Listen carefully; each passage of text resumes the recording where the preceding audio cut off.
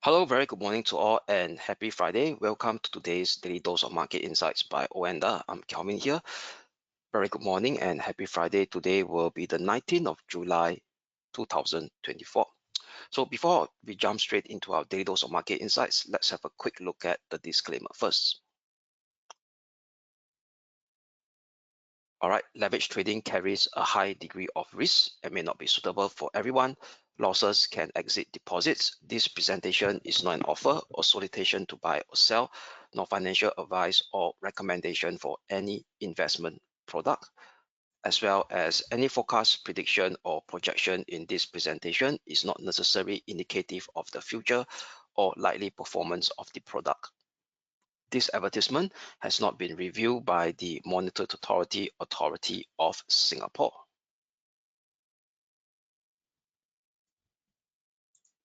All right, so now before we jump straight into the intraday short-term technical outlook for today, let's have a recap on what has taken shape yesterday and as well as in today's early Asia session.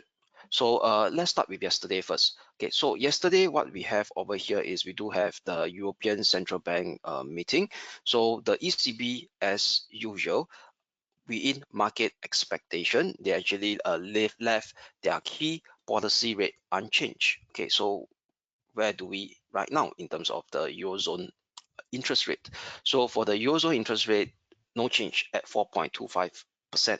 Okay, so during ECB Lagarde, means ECB President Lagarde press conference, she actually sounded rather not so convincing. I would say that ECB will be kind of ultra dovish towards the end of this year or towards the remaining months of this year. Why?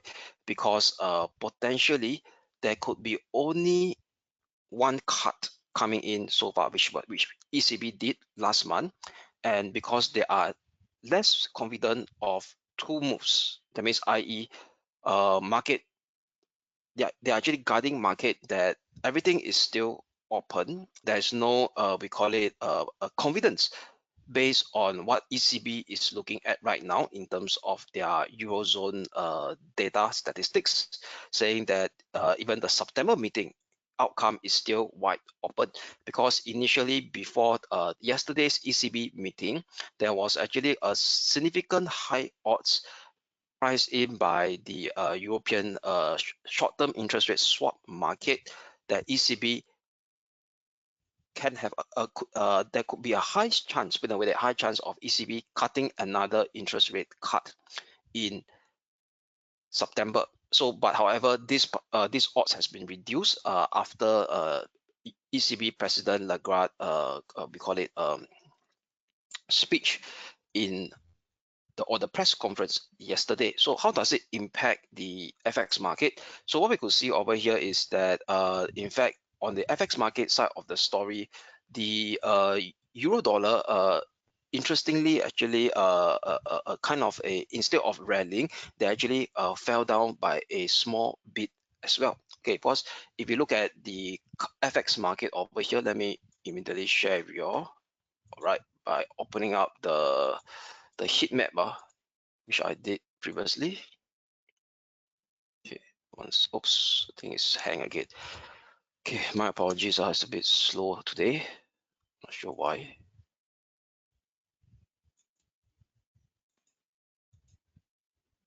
Okay, 1 second.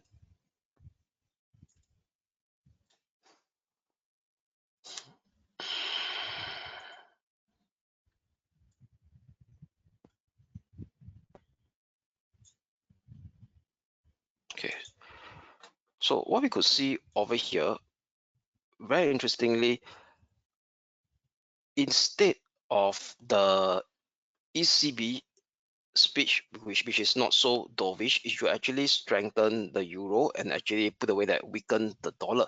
But what I could see over here is that the dollar actually strengthened yesterday. All right, it's actually strengthened yesterday. So one of the reasons the dollar actually strengthened is more due to the fact of this US political situation right now.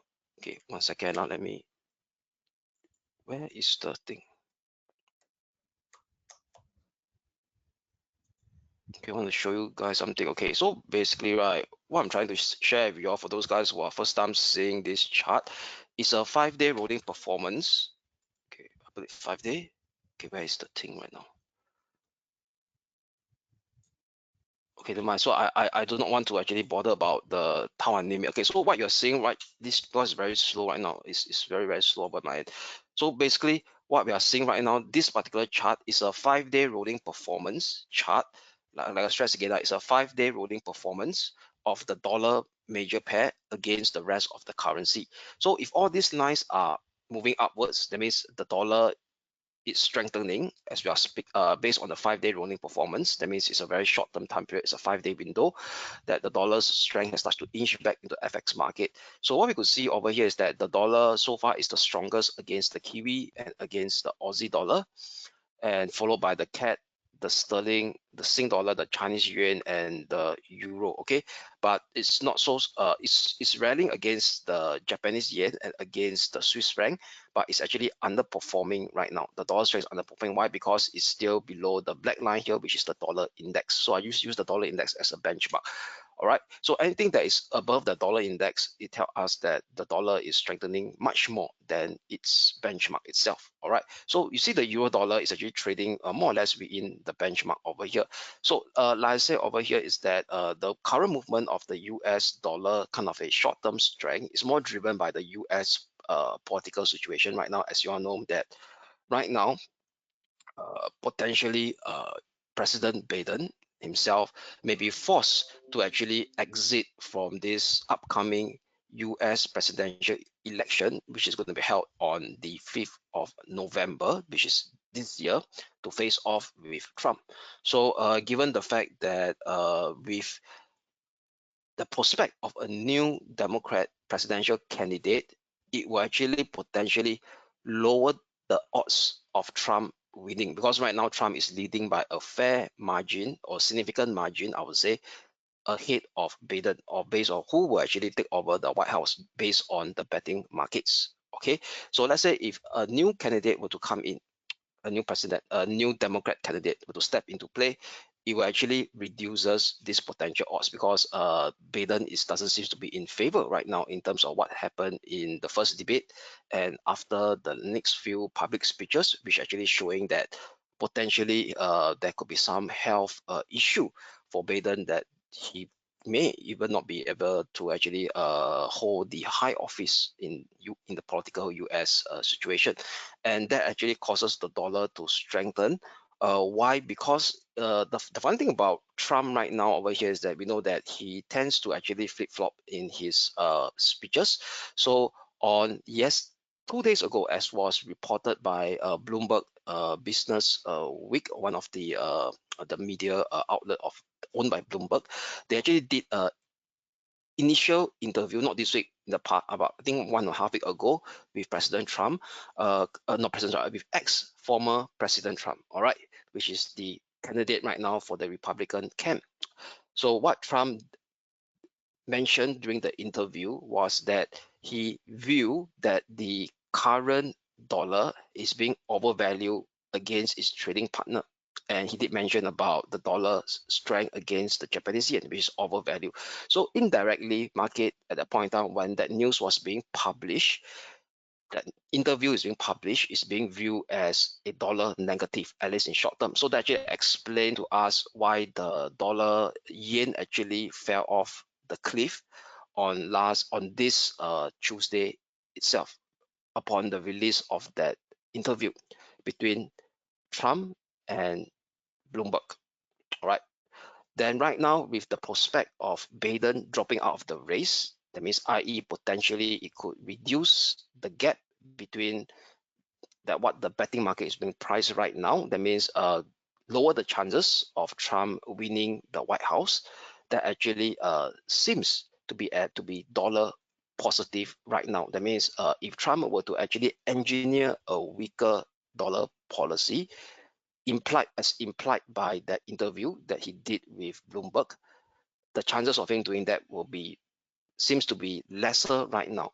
All right, based on what the situation that is actually unfolding in this upcoming US presidential election. So that just explain why the dollar is strengthening, going against the not so confident sounding ECB President Lagarde of cutting Eurozone interest rate much further into the second half of this year. All right, now, so that would be the news flow on the FX side of the story. Then what we could see over here in today's, we call it news flow, also related to the FX story, will be the Japan inflation rate. All right, so Japan inflation rate, we focus more on the food, fresh food and energy. Why? Because this is the metrics or the component of the inflation rate that BOJ will be monitoring to form a significant view or decision on their monetary policy going forward.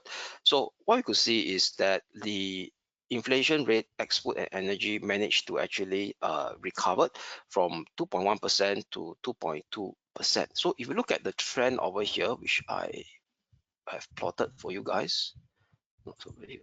Yeah, this is the trend. So at the bottom of this line here, okay, the turquoise, we call it green line or turquoise blue line, is the Japan core CPI. That means that's excluding fresh food and energy. And this black line here is the BOJ inflation target of 2%. So previously it starts to decelerate, and there was a bit of fear saying that Japan itself may start to slip into a deflationary mode again. So if it starts to break down below that 2% BOJ inflation target, Bank of Japan may not be so confident in going forward to be setting up much more forceful normalization monetary policy.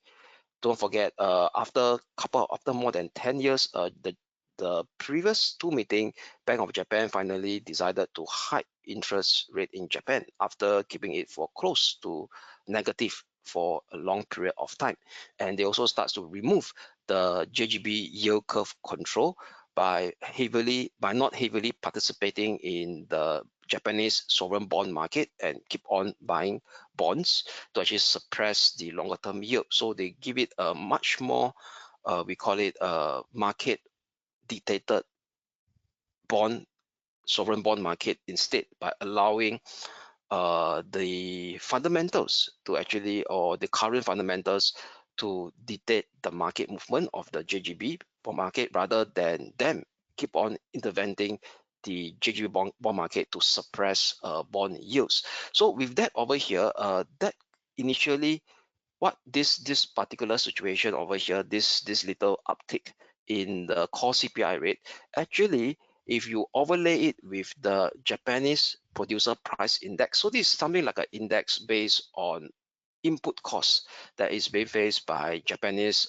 manufacturers. All right, so if you look at this input cost over here, every major turn in the input cost in the past with this dotted line in August 2009, June 2016, and May 2020 has kind of have a leading, we call it a condition over the CPI. So every time it did a significant turn first by the PPI, then thereafter the core CPI starts to accelerate. All right, over here in August 2009 and in June 2016, it accelerate, and over here in May 2020, but where it actually kind of lag behind a fair bit over here. That means the key thing is, in order to look at inflationary situation in Japan, the PPI give us a much more of a leading heads up. All right. So given the fact that the PPI producer index previously it has been deceleration in December 2022 to all the way down to December 2023, since the start of this year, it has been solely on a uptick. And in fact, in the June figure, it actually rose to 2.9% year on year from the May figure of 2.6%. All right. So it seems to us that this particular PPI index is actually helping the core CPI to actually emerge from its prior deceleration trend. So that actually explains to us why we're able to see a slight uptick in the December reading today to 2.2% year on year from June, no, pardon me, in June, from the previous May of 2.1.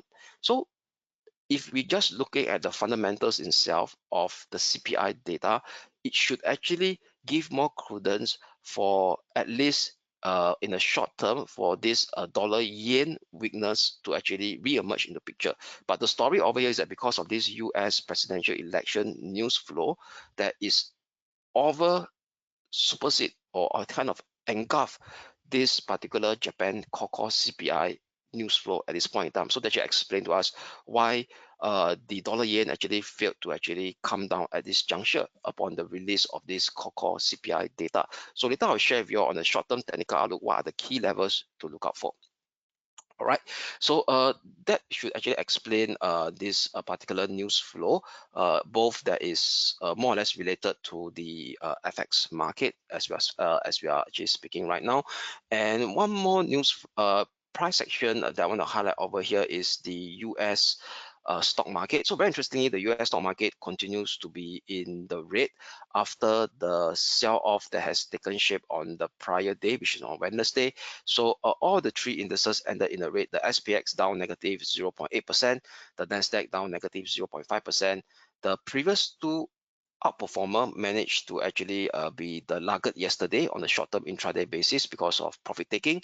The Dow Jones down negative 1.3% after coming very close to a key resistance level, which I highlighted yesterday at around this 40,900 mark level, which is almost hit during the intraday session. So if you look at the Dow Jones Industrial Average, okay, so you notice that it actually went almost as high as 41,000 yesterday. So at the start, it actually rallied all the way intraday. Then thereafter, in the later part of at the start of the second half of the US session, it actually tumbled all the way and closed near the low.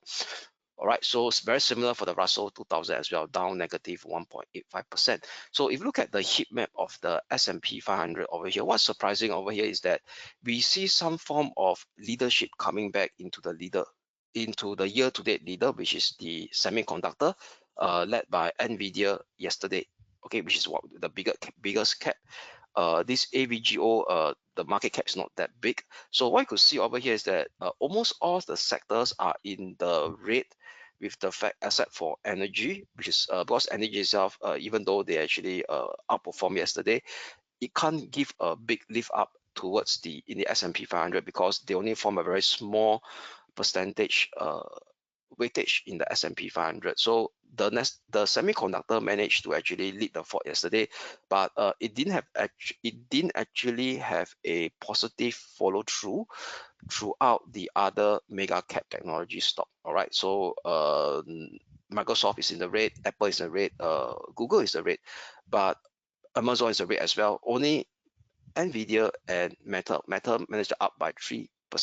So that actually also explained to us the performance, why the Nasdaq 100 managed to actually go down only slightly lower by the 0.2 percentage point compared to the S&P, which is at 0.78 percentage point. All right, over here. So the Nasdaq 100 managed to actually have a 0.3 percentage point differential. And what's interesting over here is that you know that the Nasdaq 100 has fallen quite a fair bit on Tuesday. And in fact, yesterday it has really hit our support level that I did highlight to you all. So later I'll touch on the technical outlook on the Nasdaq 100. All right. So with that, now let us move on to the intermarket dynamics. Okay. So on the intermarket dynamics over here, more focusing on the FX market as per se for today because of the 10-year US Treasury yield and the 2-year US Treasury yield. So let's start from the 2-year Treasury yield first. Okay, so know that the US 2-year Treasury yield has been inching downwards. Okay, since the break of this medium-term ascending channel support on the middle part of June this year, and it's been trading down lower and start to shape a series of lower high and lower low. So what I could see over here is that it managed to hit the first key medium-term support level that we highlighted earlier at 4.42% on this Tuesday. It hit and it starts to do a bounce over here. So you realize that at this point in time, the RSI, the daily RSI also starts to exit from its oversold region. So what you could see over here is potentially in the next couple of days, it could actually cover this gap between the sell-off and the white space of the current price and the 20 day moving average and the 200-day moving average that is acting around at the resistance level over here. Let me highlight to you guys the resistance level again.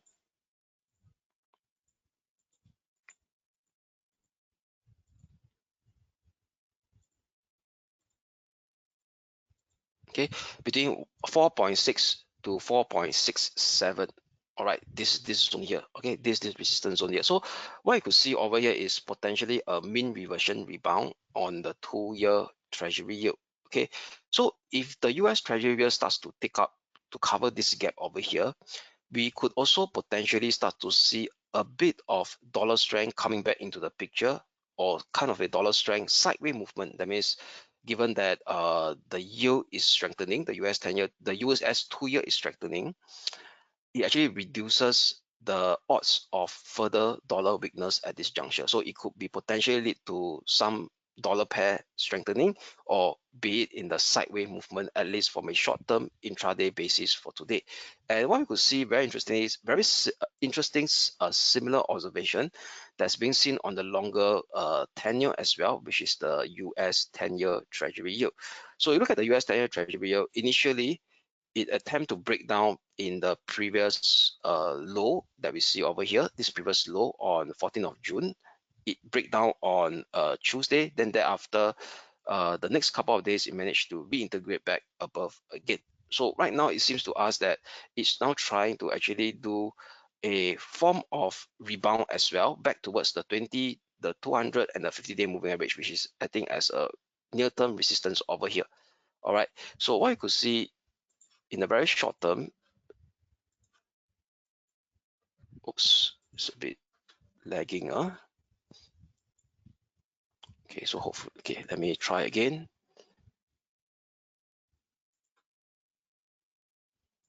Okay, good, came out. Okay, so this will be the resistance zone here. Okay, so that could be a near-term resistance zone on the 10-year US Treasury yield that the price action may start to actually rebound towards it at 4.28 and 4.32%, which is also close to the bunch of moving average here, the 3 moving average here, the 20, the 200, and the 50-day moving average. So if you look at the current price movement, the price movement that I shared with you all on the 10-year and the 2-year treasury yield, showing some signs of a near-term potential rebound towards their respective moving averages that is still acting as a resistance, that could actually negate dollar weakness, at least in the short-term perspective. That means some of the dollar pair may strengthen and some of it may start to trade in a sideways range, at least from a short-term intraday basis going forward. All right, so with that, that actually covers the intermarket dynamics that I'll share with you all, more primarily on the FX market for today. All right, so with that, now let us now kickstart our daily dose of market insights. All right, I'll share with you all. Okay, so before we jump into our the days of market insight, so right now I already covered the intermarket fundamentals. So now let us go straight to the short-term intraday technical analysis. All right, good. So with that, let me expand my screen so that you guys could see. Okay, good. So you guys could see the screen much better. So now starting with the FX market first. All right, so for the FX market, let's have a look at the, oh gosh, what's going on? Okay, I got to,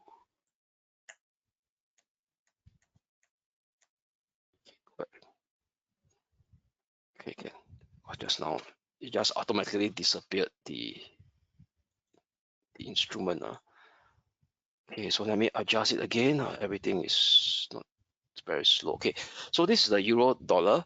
So yesterday, right, the euro dollar broke down below our short-term pivotal support at this 1.092 level. It broke down below it. So what we could see over here is now came down and come now very close to the lower limit of this minor ascending channel that I drew from the low of 26th of June. All right, so given the fact that the 10-year and the 2-year US Treasury yield, which I share with you, showing chances of a further potential bounce. So for today, right, for the euro dollar, I will have a neutrality stance instead in the very short term, more of a sideways movement between 1.0920 and 1.0870. So these are the two key levels to watch out for today in this potential sideways trading range. So unless it managed to take up these two range for today, then it will give us a much more clearer intraday directional move on the euro dollar. So let's say if you manage to clear above 1.0920, then the bullish buyers potentially could resume on the intraday basis for euro dollar to kickstart another impulsive move to test the next near-term resistance at 1.0960 / 1.0980 on the intraday basis. But however, if it starts to break down below 1.0870, then this minor corrective move will start to extend towards the next near-term support at 1.0840, followed by 1.0805, which is pretty much key. Why? Because this support level confluence with the 50-day, the 200-day, and as well as the rising 20-day moving average as well, all acting as a similar level as support at 1.0805. Okay, so that's for the euro dollar. So moving on next of the euro dollar will be the sterling dollar. So the sterling dollar also came down and broke below this line here. Okay, so it came down and broke below the short-term pivotal support as well at around the 1.2980 that we have yesterday, and also broken below this minor ascending trendline support now in dotted red. Okay, it broke down below it. But what's interesting over here is now coming very close to the former long-term circular descending trend line that is running previously as a resistance from 2nd of June, this dotted gray line here, 2nd of June 2014 high, and it has broken out on last Friday and now turns into a pullback support, which is very close to the minor swing low of 12th of July at 1.29 figure level, the psychological level over here.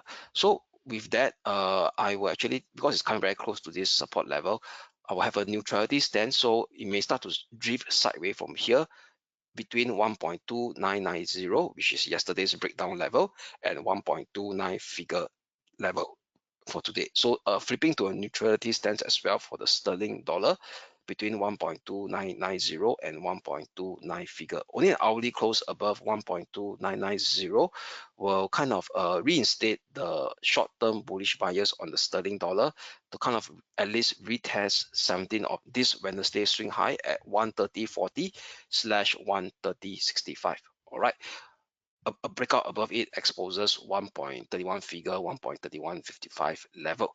However, if we start to see a breakdown below 1.29 figure level, will expose the next near-term support level at 1.2845, followed by this 1.2780 next. Okay, so this will be the next two support level to watch if 1.29 figure is being taken out. That means, i.e., we may start to see a much more deeper minor counter trend decline scenario to expose these two support area over here. So this 1.2780 is pretty key as well. Why? Because it's so confluence with the 20-day moving average and very closely the 50-day moving average as well. All right. So net overall, in terms of a longer term picture on the sterling dollar, both the short term and the medium term uptrend is still intact. Why? Because the price action is still trading above the 20 and the 50-day moving average. Okay, so that's for the European major FX pair against the dollar.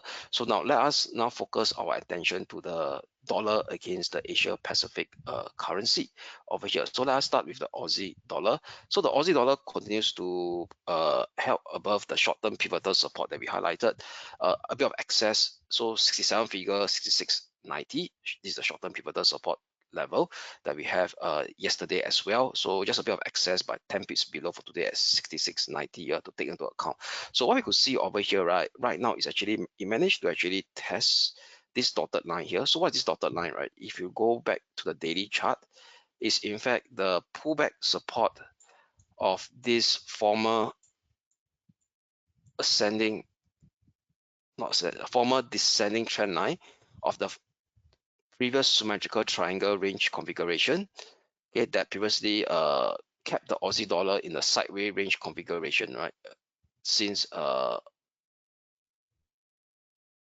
February 2023.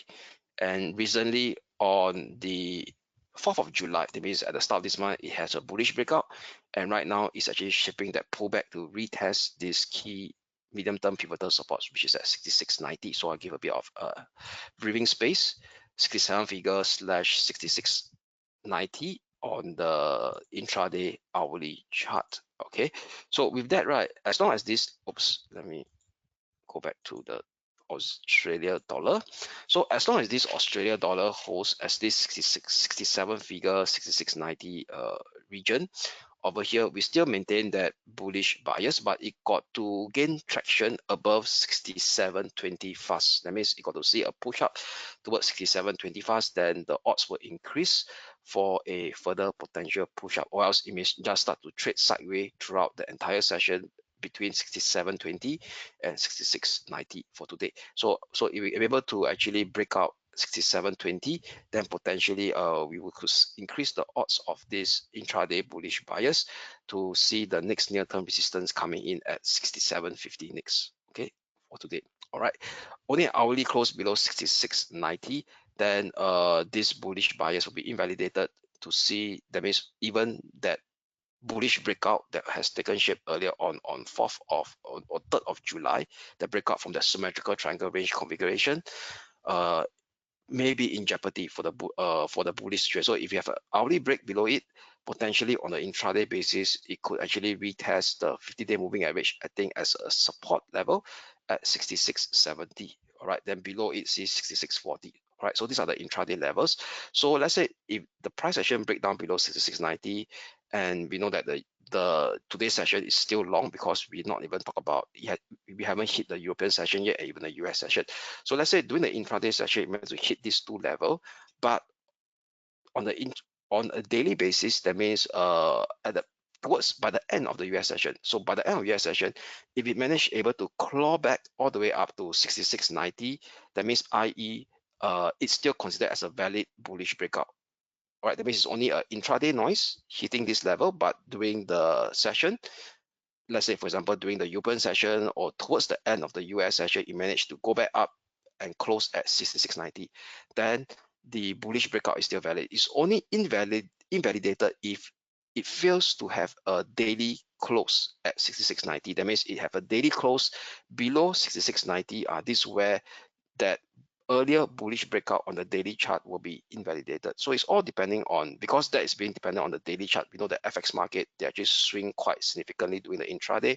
So bear in mind, this is the hourly chart. So these are the intraday levels. So if hourly close below 66.90, 66.70 followed by 66.40, these are the next two key support level to watch. But it doesn't immediately mean that the previous bullish breakout is game over. We still need to have a daily close to see where it closed towards the end of the day. So if it managed to close back at 66.20, it actually potentially, it could actually form a long tail by the end of the day because the price actually shoot up. All right, so we got to monitor end of the day whether does it actually comes back up at 66.90 for the Aussie dollar.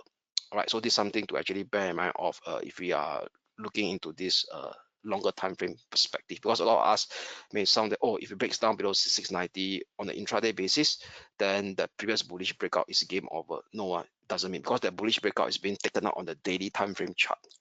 So we got to only have a daily close below 66.90, then we could deem it as a failure bullish breakout. So that I hope that I make myself clear on this aspect of things. All right, so that's for the Aussie dollar. So now moving on will be the dollar yen. Okay, so the dollar yen right now, yesterday we do have a bearish bias looking for the bounce to come up close to the 15745/70 short-term pivotal resistance, which right now it actually hit exactly at this level right now over here. So very interesting over here is that the price action also on the RSI also coming very close to the overbought level as well. All right, so if you look at the RSI, okay, in fact the RSI right now is actually sloping slightly downwards. Okay, it starts to form a lower high, okay, but not ideally at the overbought, slightly below it, lower high, but kind of similar high on the price action. All right, so we can consider that this bounce up over here is also kind of losing upside momentum as well, right at the a short-term pivotal resistance zone, which we highlighted yesterday. Why this level is important? Because previously it's the 50-day moving average that managed to hold during since 11th of July, and it starts to break down significantly on an intraday basis on Wednesday. Okay, on Wednesday, 2 days ago, right? It came down all the way down, hit the 156 figure level, then thereafter it bounced, right? And now it's something like a back into that inflection level again, now turns into a pullback resistance zone. So still no change, still maintain that bearish bias. Why? Because it is right exactly at the resistance level as intended, and plus the current momentum on the hourly RSI is flashing this bearish divergence, indicating not ideal. Why? Because the ideal scenario is we want it at the overbought zone. Okay, that means telling us that the move is kind of overstretched. So not so ideal, but still a bearish divergence. All right, so this bearish divergence over here also has some form of indication that this bounce here is kind of overstretched as well. There is a bit of exhaustion is being seen by this bearish divergence on the hourly RSI. So with that, I will have a kind of very near-term intraday support level to watch. Okay, so this level here, so put it as something like a trigger level in order for it to break down to gain more traction on the downside, potential downside, I would say. So this zone here, this level here, okay. At this 156.45, okay, 156.45. So if it came down, break below 156.45, then potentially we could see much more odds of it shaping a further potential push down on the dollar yen. Okay, so net overall, we still maintain that short-term intraday bearish outlook from that current bearish element that I shared with you all, as long as 15745/70 short-term pivotal resistance holds. First support level to watch is something like a trigger level at 156.45. Breakdown below this level exposes 156, followed by 15510/154.75 next. Okay, on the dollar yen. Only an hourly close, that means suddenly you see a push up, an hourly close above 770, then this short-term intraday bearish bias will be invalidated to see a potential squeeze up towards 158.80, followed by 159.45/90, which is also confluence with the 20-day moving average, I think, as a resistance. All right, so what I could see right now over here is in the short-term intraday technical outlook that I share with you all, among these four major dollar pair, is more like a mixed bag to us right now at this juncture. All right. Now, moving on will be the stock indices. So last start with the intraday technical on the Asia Pacific indices, pardon me, which is one of them with the Hang Seng Index or the Hong Kong 33. So the Hong Kong 33, the weakness going to prevail after it fails to actually break below the 1760s, break above the 17,900 level. So still recall yesterday we do have a bullish bias as long as 17,660 holds. So initially we look at the bounce, but the first bounce level is at 17,900 level over here. So this 17,900 level is considered as a key upside trigger level that the Hong Kong 33 got to surpass to actually gain traction, which I did mention yesterday, and also the 20-day moving average. But after hitting this level, it can't goes above this 20-day moving average, and it starts to go down. And today's morning, it actually broke below that the prior short-term pivotal support. So we got to respect this price movement. Indeed, is bearish right now at this juncture. So one of the reasons I could say that catalyst that is not going up above 17,900 was the conclusion of yesterday's China Third Plenum. So what is China Third Plenum? A quick recap is actually a key economic summit conference where the China top policymaker kind of rubber stamp the economic strategy that they want China to undertake in the next 5 to 10 years. So the communicate, that means the kind of the notes that's been released yesterday didn't mention about any clear signs of we call it a forceful fiscal stimulus to jumpstart consumer spending. So the heavily emphasis is still focusing on high quality development in the industrialized sector. That means, i.e., the top policymaker is more concerned about getting the best semiconductor know-how because of this ongoing semiconductor knowledge curve and even product curve by US and airlines against China. So the China top policymaker want to focus on this high quality development. That means semiconductor know-how on the higher end of the value chain, clean energy and as well as biosciences, rather than focusing on forceful physical stimulus to jumpstart consumer spending. So that actually explained to us the lackluster movement on the Hang Seng index that we are seeing right now. Okay, so with that over here, we got to actually flip to a bearish bias because it really broke down 17,660. So right now, in fact, it plunged all the way down, test this 17,430, 17,360, which is the next support level, which is the minor swing low of 9th of July, and yeah, 9th of July over here, the 9th of July swing low. So with that, the only key pivotal resistance is this level. There's nothing in between, because in between over here is nothing, just candlestick. So yes, it came down this level. So potentially, yeah, there could be a bit of bounce going forward over here. So this bounce potentially will be this level. Okay, it could be okay.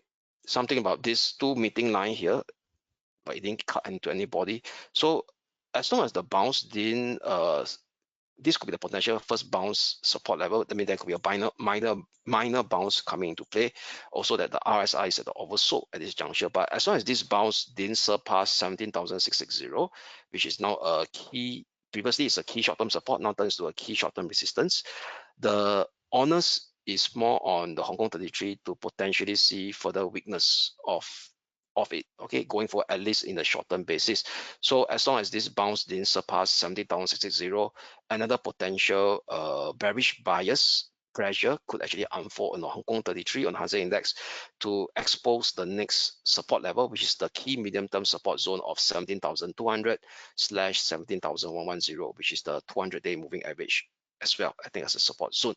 So only an hourly close above 17,660 will invalidate the intraday bearish bias after the bounce has taken shape to see another round of very complicating rebound taking shape again. That means we start to see a very sideways range configuration unfolding in the Hong Kong 33, at least in the first step to retest the 20-day moving average that is acting as close to the resistance at 17,900.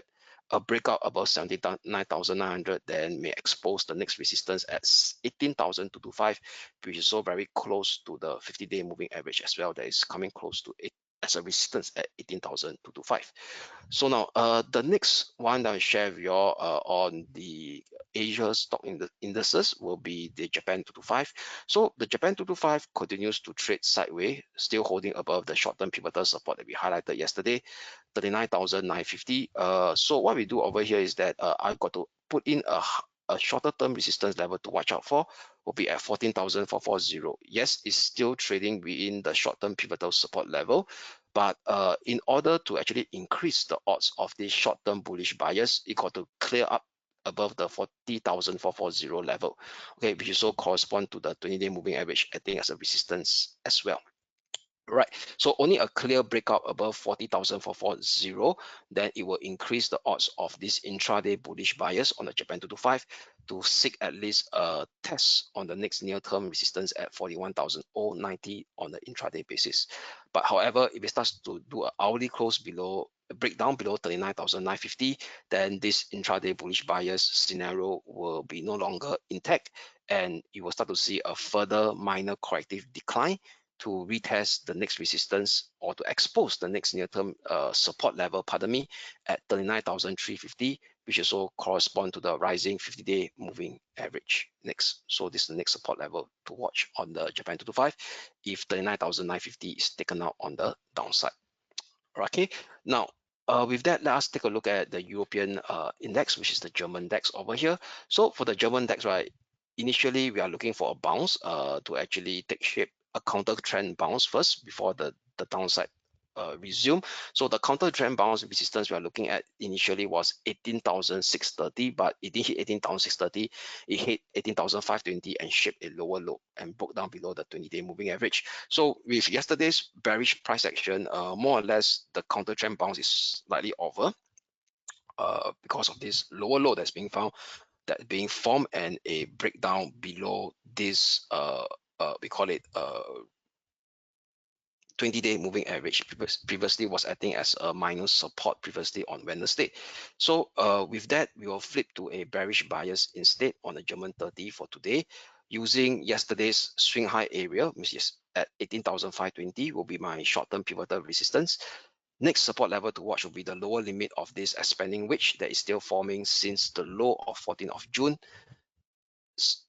First near-term support to watch for today, 18,235. Below it exposes 18,150, which is the expanding wedge lower limit. Okay. However, an hourly close above 18,520 will invalidate today's bearish bias to see another form of rebound taking shape back into the upper limit of the wedge, the expanding wedge.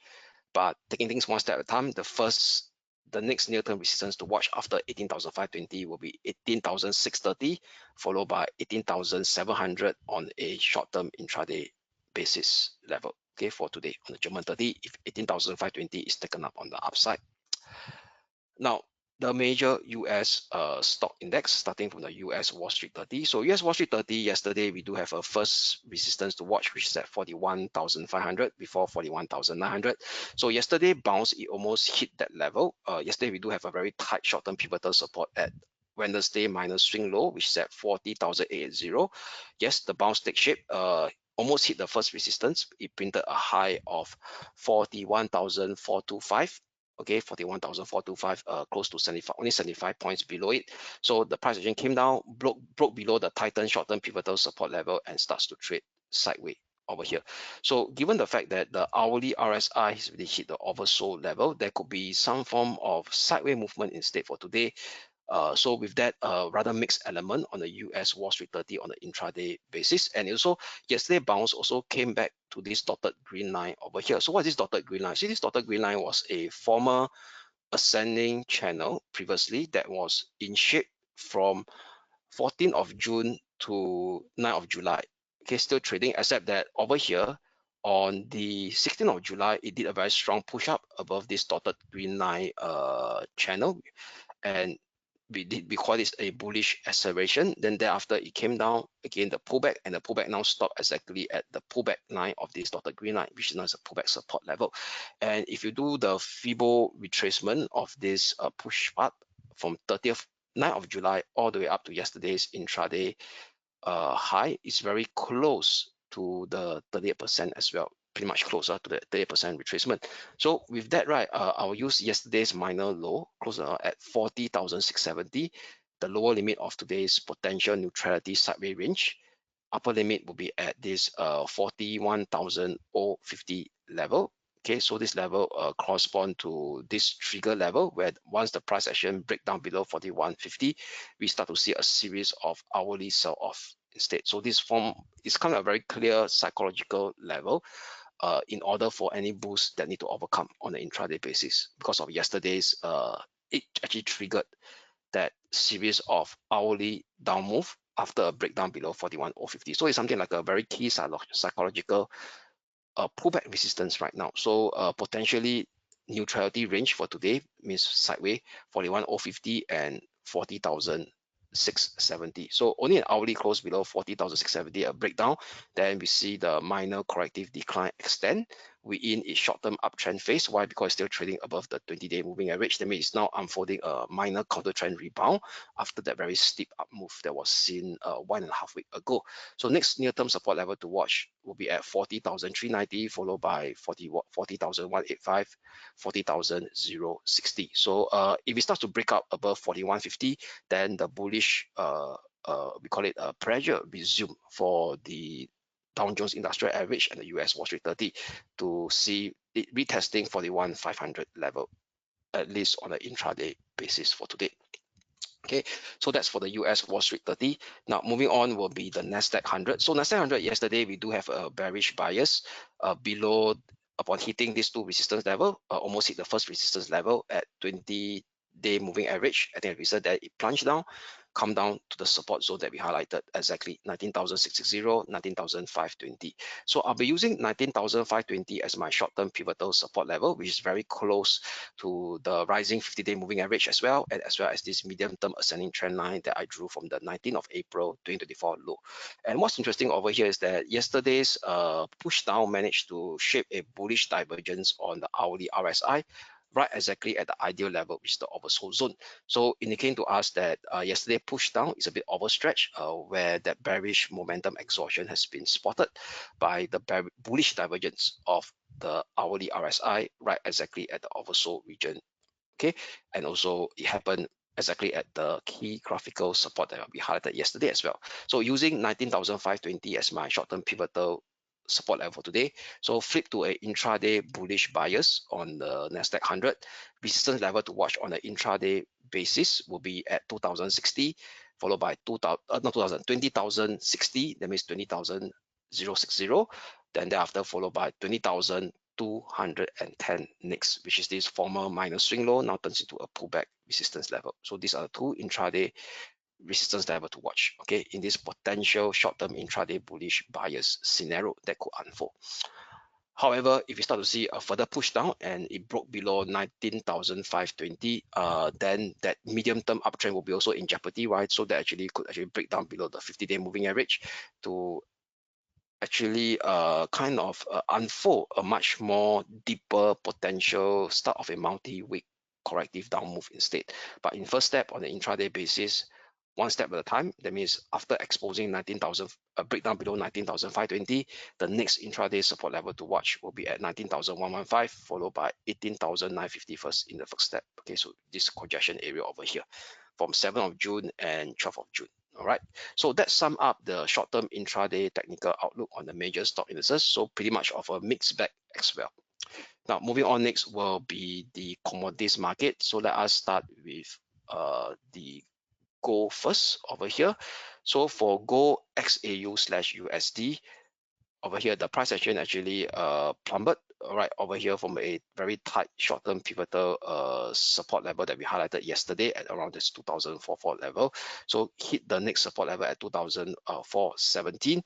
So what we could see over here right now is that it's coming very close to the minor ascending channel support previously from the low of 26th of June. All right, so it reintegrate back into this ascending channel again after the very steep movement upwards. Okay, so what I could see over here is that it could be a retracement of this very steep up move. And if you do the retracement over here from the last mover, the most current short-term move, oops, it's not coming up. To the retracement from the low of 8th of July all the way up to the swing high of Wednesday. This is actually the 50%, then followed by the 61.8%, which is the 2393 support level over here. Okay, so let me, if you all can't see very clear, right, let me shift this. Okay, because now it's at the side, right? Where was it? It's the left, right? So let's put it in the center. Yeah, so we could see this will be the 50% at 2417, then close to 61.8% at 2393. All right, so given the fact that the hourly RSI also came very close to the oversold region already, so there's no point playing further this push down over here because it's already at the oversold. So I'd rather use the 2393 level as my short-term pivotal support level, which is very close to the lower limit of this ascending channel as well, and the 61.8 Fibo retracement. Over here, there could be a potential bounce taking shape because of this oversold region. So using this as a key short-term pivotal support level, for today's short-term intraday outlook, we do have a short-term intraday bullish bias for this potential bounce, at least a minor bounce. First resistance level to watch will be yesterday's minor swing low, now turns to a pullback support at 2004.52.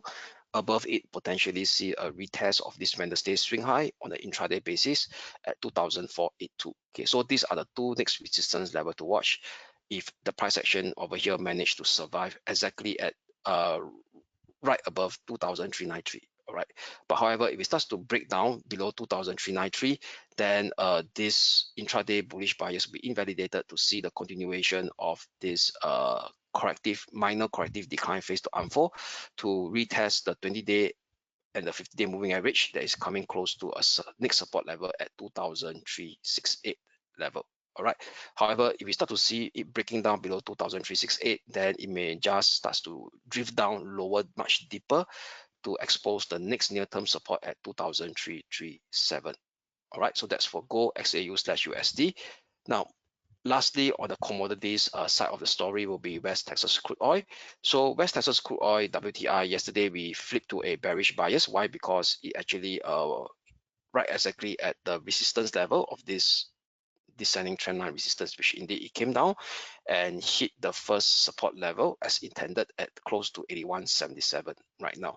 So with that over here, we will tighten the key short-term pivotal support to a tighter level using yesterday's US session minor swing high at 83.25, which is also related to this descending trend line. So 83.25 short-term pivotal resistance still maintain that short-term bearish bias on West Texas crude oil. Below 81.77 exposes the minor swing low area of this week, this Wednesday and Tuesday at $80.56 for West Texas crude oil. Only an hourly close above 83.25 will invalidate today's bearish bias to see it squeezing up towards the top of the range at 83.77, followed by 84.40 next. Okay, so that sum up the West Texas crude oil intraday technical outlook and the intraday technical outlook of the various major cross asset classes. So before we go, let's have a quick look at the economic calendar. What are the key things to look out for today? So for today, we do have the retail sales of UK that is out at 2 p.m. Singapore time that could impact the sterling dollar rate over here. So market participants is looking at a rather lackluster number of negative 0.4% on a month-on-month basis. So on a year-on-year basis, also a very low number of 0.2%, below 1.3% that was printed in May. Okay, so something to look out for. And going forward over here is that throughout the European session will be very quiet, and even the US session, there's no key economic data releases except for a bunch of two Federal Reserve officials speaking. At 10:40 p.m., Fed Williams is speaking. 1 a.m., Fed Bostic is speaking. All right. So with that, that should actually sum up today's daily dose of market insights. So I wish you all a great weekend and a restful weekend ahead. And this is Kelvin here signing off, and we shall speak again on Monday. Thank you.